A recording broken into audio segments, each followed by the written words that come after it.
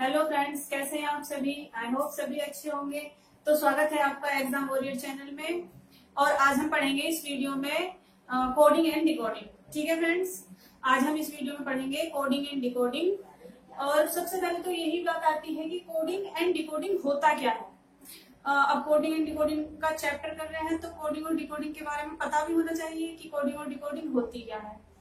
वास्तव में कोडिंग और डिकोडिंग एक ऐसा वो होता है कि जैसे कोई संदेश है या कोई जानकारी है, किसी को भेजनी है तो उसे एक कूटबद्ध करके उस संदेश को एक स्थान से दूसरे स्थान पहुंचाया जाता है, जिससे कि वो बाहर इनकरप्ट ना हो, बाहर आउट ना हो, केवल उसको वही बंदा समझ सके जिसको वो संदेश भेजा जा रहा है।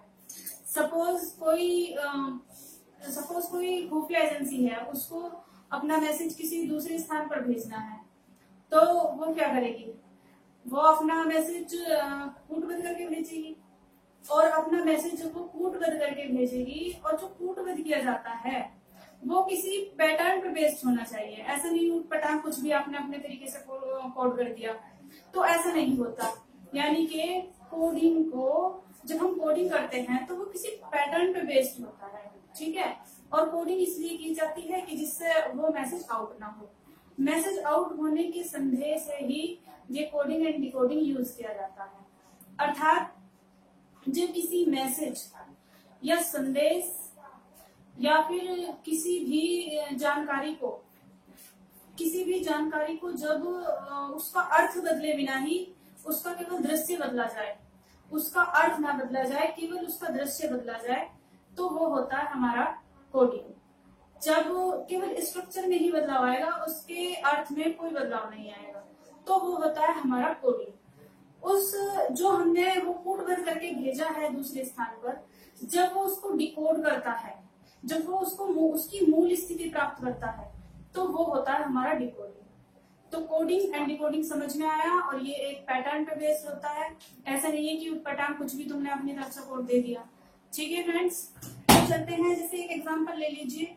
सबसे पहला एग्जांपल ले लीजिए आप DQGMS।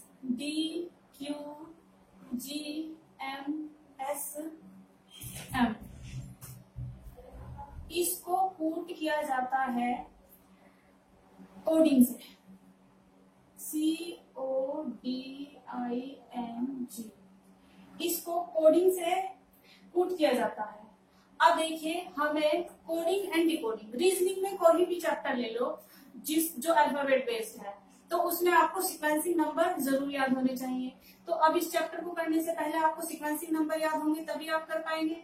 तो हमने पहले ही बताया था कि हमने फर्स्ट वीडियो में ये बताया है कि सीक्वेंसिंग नंबर कैसे याद करनी है, तो आप उसे देख सकते हैं हमारी, आपको आसानी से याद हो जाएंगे। तो अब देखिए, आप सबसे पहले हम इनको कोड देंगे। डी का कोड होता है हमारा 4, क्यू होता है हमारा 17, G7, M13, S19, M13, C3, O15, G4, I9, M14, G7। ये बात समझ में आई? इतनी बात समझ में आई। अब देखिए, हमने इनको इनकी प्लेस वैल्यू यानी कि इनका सीक्वेंस नंबर हम दे चुके हैं। अब देखते हैं कि इसमें प्लस हो रहा है या माइनस हो रहा है। फर्स्ट स्टेप हमारा ये कहता है कि या तो प्लस हो या माइनस हो। ठीक है, मतलब बहुत इजीली है ये। फर्स्ट स्टेप में हम ज्यादातर यही देखते हैं कि प्लस है या माइनस है। अब देखिए, डी से सी जा रहा है, यानी कि 4 है और 3 है, तो 4 और 3 -1 हो रहा है। 17 से 15 -2 हो रहा है। 7 से 4 -3 हो रहा है। 13 से 9 -4 हो रहा है। 19 से 14 -5 और 13 से 7 यानी कि -6। अब आप देखेंगे कि इसमें जो ये कोड किया गया है वो एक सिस्टमैटिक तरीके से है, एक पैटर्न बेस्ड है। और वो पैटर्न भी एक लॉजिकली होना चाहिए, ऐसा नहीं कि अपनी मर्जी से कुछ भी कोड दे रहे हो। अब आप देखेंगे कि ये एक पैटर्न है। पहले -1 करा, फिर -2 करा, फिर -3 करा, फिर -4 करा, -5 करा और -6 करा।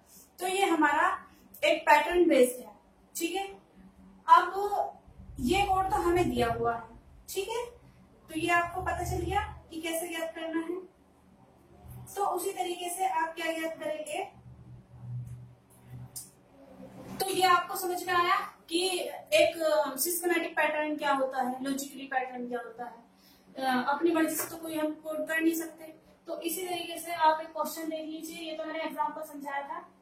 एक क्वेश्चन से आपका कि यदि अजमेर को BKFNS, यदि अजमेर को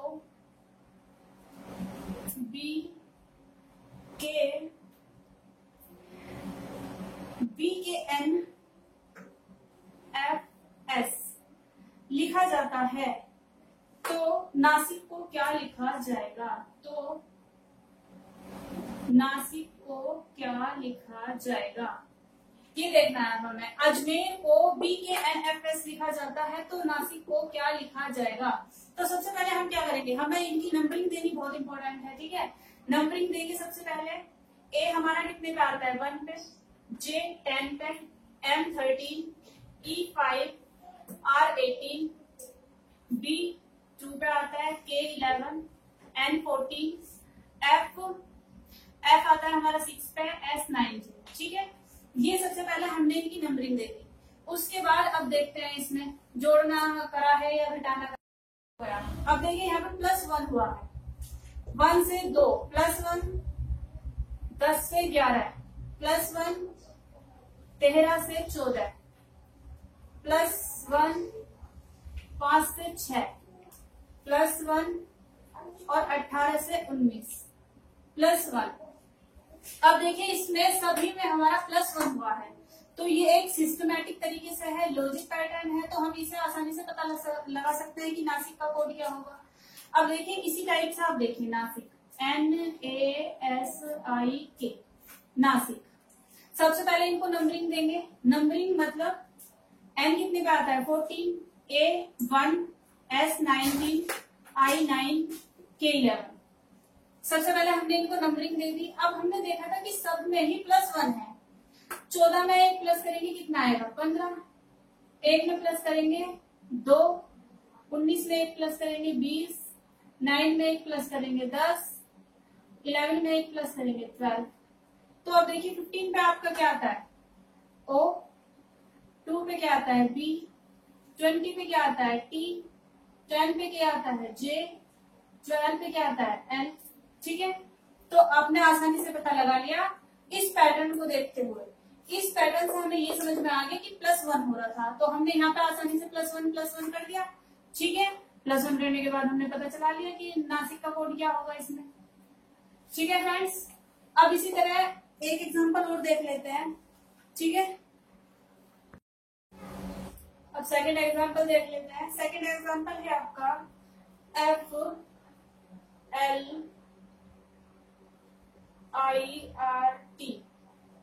अगर फ्लर्ट को DJGPR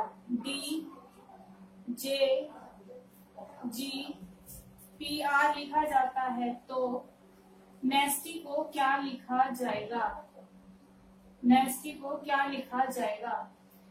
फ्लर्ट को DJGPR लिखा जाता है तो नेस्टी को क्या लिखा जाएगा। सबसे पहले हम इनकी नंबरिंग देंगे इनको। F का होता है 6, L 12, I 9, R 18, T 20, ठीक है। हमने सबसे पहले इनकी नंबरिंग दी।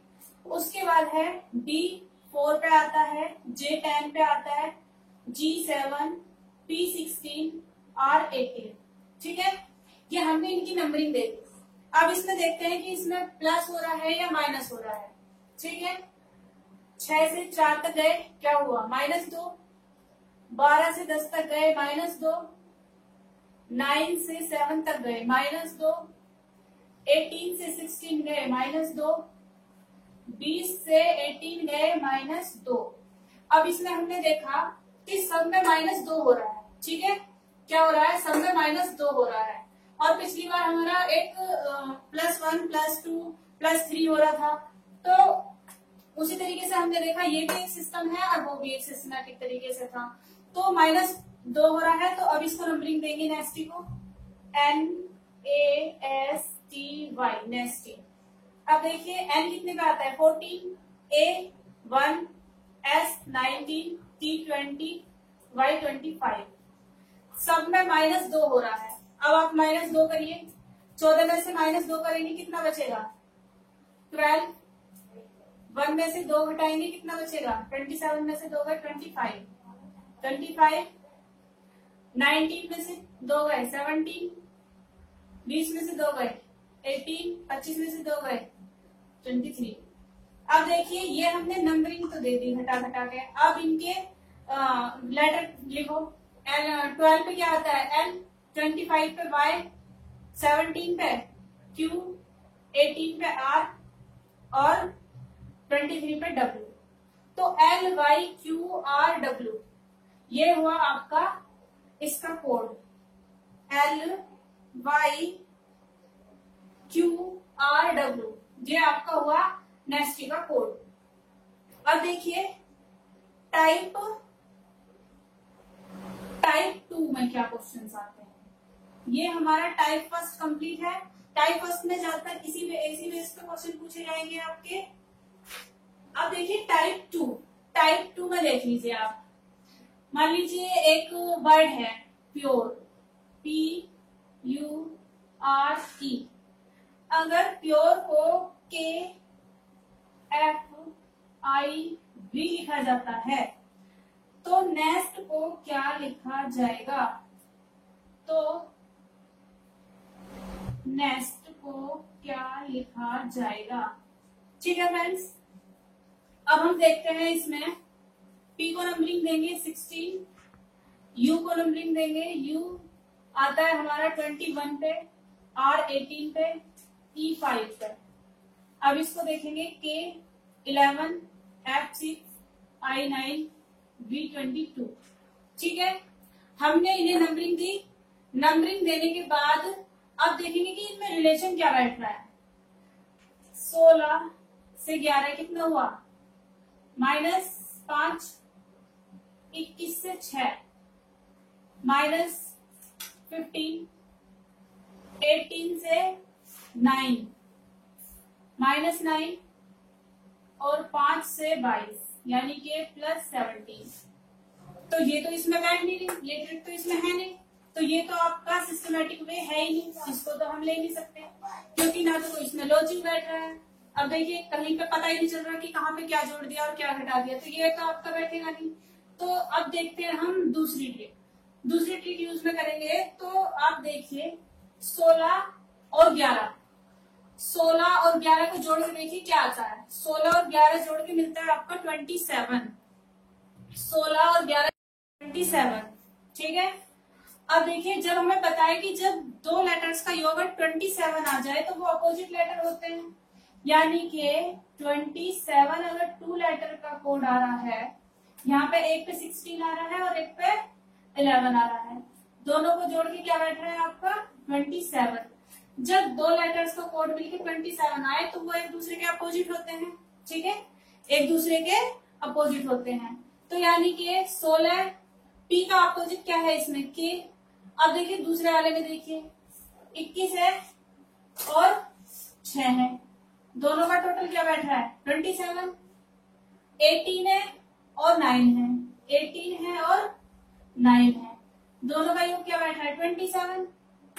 5 है और 22 है, 5 है और 22 है, दोनों का टोटल क्या बैठ रहा है 27।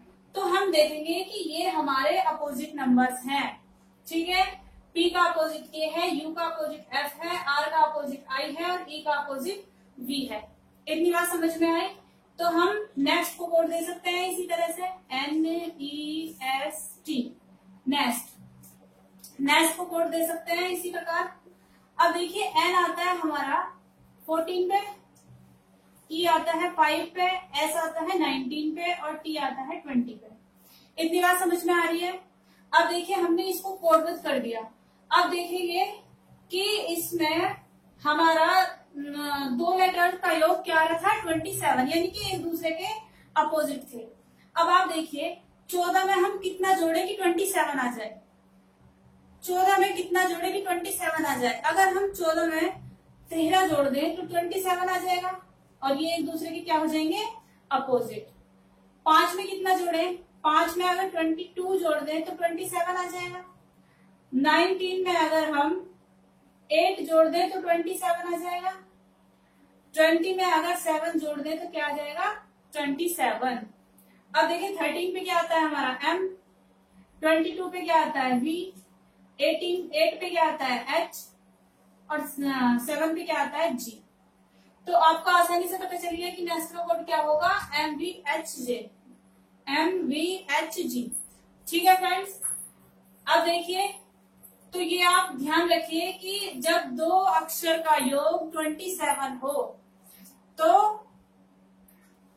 जब दो अक्षर का योग 27 हो तो वो अपोजिट लेटर्स होते हैं। ठीक है, या फिर आप ऐसे भी ध्यान में रख सकते हैं कि अपोजिट लेटर ज्ञात करने के लिए 27 में से एक लेटर को घटा दो। जैसे यहाँ से देखिए 16 है, अगर 27 में से आप 16 घटाओगे तो 11 ही बचेगा, 27 में से आप 21 घटाओगे तो 6 ही बचेगा। ऐसे यहाँ पर था 27 में से 14 घटाएंगे तो 13 बचेगा, 27 में से 5 घटाएंगे तो 22 बचेगा, 27 में से 19 घटाएंगे तो 8 बचेगा, 27 में से 20 घटाएंगे तो 7 बचेगा। मतलब बात वही है, या तो आप जोड़ लो दोनों को, ठीक है, दोनों का टोटल 27 आना चाहिए, या 27 में से एक लेटर घटा दो। ठीक है, तो आपको पता चल जाएगा आसानी से। तो अब इसी तरह से आप एक एग्जांपल और देख लीजिए। ठीक है, एक एग्जांपल और देख लीजिए इसी बेस पर।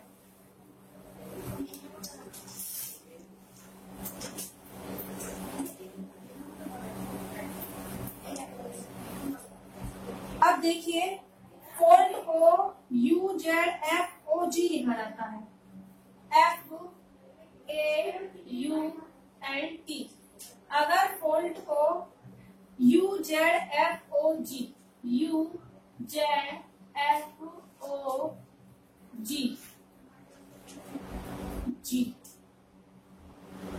लिखा जाता है तो ट्रिक को क्या लिखा जाएगा, तो ट्रिक को क्या लिखा जाएगा। ठीक है, अगर फोल्ड को UZFOG लिखा जाता है तो ट्रिक को क्या लिखा जाएगा। अब आप देखिए F हमारा कितने का आता है 6, A1, U21, L12, T20। ठीक है, फिर है U आता है हमारा 21, Z26, F6, O15, G7। ये हमने सारे इनके सीक्वेंसिंग नंबर लिख दिए। ठीक है, सीक्वेंसिंग नंबर लिखने के बाद हम देखेंगे कि इसमें दोनों का टोटल 27 तो नहीं बैठ रहा। अब आप देखिए 6 और 21 दोनों का टोटल क्या है 27। क्या है दोनों का टोटल 27। 1 और 26 दोनों का टोटल क्या है 27। 21 और 6 दोनों का टोटल क्या है 27। 12 और 15 27। 20 और 7 दोनों का टोटल क्या है 27। अब हमने देखा इसमें कि हमारा दोनों लेटर्स का कोड 27 है, तो हमें इतना तो पता चल गया कि इसमें जो ये है एक दूसरे के अपोजिट है। जो F है वो अपोजिट है U का, जो A है वो अपोजिट है Z का, जो U है वो अपोजिट है F का। इतनी बात समझ में आई, सारे लेटर एक दूसरे के अपोजिट हैं। तो हमें बताना है ट्रिक का कोड TRICK। ट्रिक का कोड क्या होगा। ट्रिक को सबसे पहले इसमें इनकी सीक्वेंसिंग नंबर लिख लेते हैं। T आता है 20 पे, R आता है 18 पे, I आता है 9 पे और C आता है आपका 3 पे और K आता है 11 पे। ये आपकी सीक्वेंसिंग नंबर होगी। सीक्वेंसिंग नंबर लिखने के बाद अब देखिए दोनों का टोटल क्या आ रहा था 27। अगर 20 में और कितना जोड़े कि 27 आ जाए। 20 में अगर हम 7 जोड़े तो 27 आ जाएगा। 18 में अगर 9 जोड़े तो 27 आ जाएगा। 9 में अगर 18 जोड़े तो 27 आएगा। 3 में अगर 24 जोड़े तो 27 आ जाएगा। और 11 में अगर 16 जोड़े तो 27 आ जाएगा।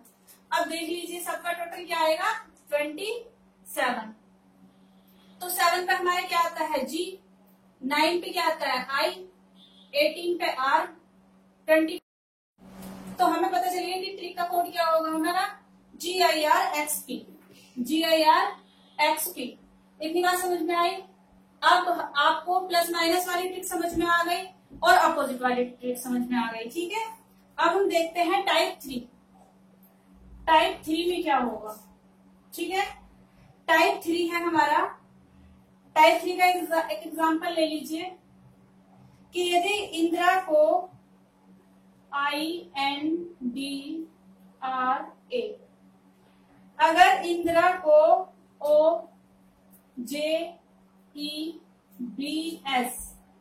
अगर इंदिरा को ये लिखा जाता है तो टाइगर को क्या लिखा जाएगा TIGER, टाइगर को क्या लिखा जाएगा। अब आप देखेंगे I आता है हमारा 9 पे, N आता है हमारा 14 पे, D आता है 4 पे, R आता है 18 पे और A आता है 1 पे, ठीक है। यहाँ तक की बात समझ में आई। अब देखिए O आता है हमारा 15 पे, J आता है हमारा 10 पे और E आता है हमारा 5 पे, B आएगा आपका 2 पे और S आएगा आपका 19 पे, ठीक है। अब देखते हैं इसमें 9 के आसपास क्या है। 9 के आसपास हमने देखा 10 है और 14 के आसपास क्या है 15 है, यानी कि इसमें हमारा क्रॉस कनेक्शन है। जैसे यहाँ पर देखिए INGRA, इंदिरा OJEBS, ये 9 है। 9 के आसपास क्या है हमारा, ये आ रहा है 10, तो ये यहां पर कोड हो रहा है +1 करके, ठीक है। N हमारे कितने पे 14 पे और O आता है हमारा 15 पे, ये +1 करके यहाँ पे कोड हो रहा है, ठीक है। अब देखिए D आता है हमारा 4 पे और E आता है हमारा 5 पे, तो ये बिल्कुल सीधे हो रहा है, ठीक है, ये बिल्कुल सीधे हो रहा है। अब देखिए R आता है हमारा 18 पे, S आता है 19 पे, तो ये क्रॉस में है तो ये भी क्रॉस में है, ठीक है। A आता है हमारा 1 पे और B आता है हमारा 2 पे, यानी कि जो इसमें 5 लेटर हैं, 2 तो हमने लास्ट में कर लिए, 2 हमने स्टार्टिंग में कर लिए, बीच में जो बचा D एक लेटर, उसको हमने कुछ नहीं करना, बस सिंपल 1 बढ़ा के और ऐसे ही उतार देना है, ठीक है। सिंपल 1 बढ़ा के उसको ऐसे ही उतार देना है और जो 2 बचे उनको क्रॉस मल्टीप्लाई, यानी कि क्रॉस कनेक्शन में +1 करना है। इतनी बात समझ में आ गई। अगर इतनी बात समझ में आ गई तो आपको सारी कोडिंग एंड डिकोडिंग समझ में आ जाएगी, ठीक है फ्रेंड्स। आज की हम इस वीडियो में यहीं पर समाप्त करते हैं, बाकी हम नेक्स्ट वीडियो में देखेंगे सेंटेंस को कोड कैसे किया जाता है और शब्दों को कोड कैसे किया जाता है, ठीक है। बाकी बहुत कुछ है अभी इसमें, हम नेक्स्ट वीडियो में पढ़ेंगे। आज यहीं पर समाप्त करते हैं, ठीक है फ्रेंड्स। Thank you.